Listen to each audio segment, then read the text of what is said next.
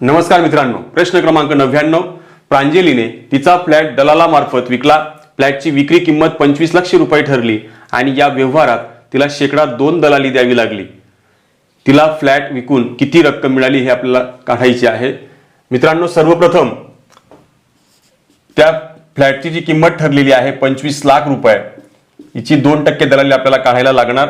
2% दलाली काढणे म्हणजेच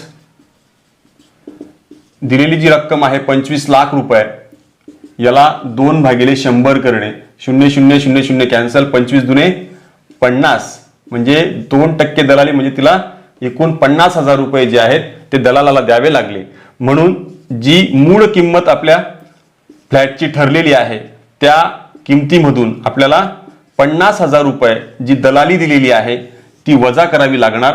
ती वजा केल्यावरती आपल्याला जी रक्कम मिळते आहे 24,50,000 रुपये, आणि ही रक्कम म्हणजेच त्या प्रांजलीने फ्लॅट विकून मिळालेली रक्कम असेल. आणि हा आपला पर्याय क्रमांक 3 जो आहे तो अचूक पर्याय आहे.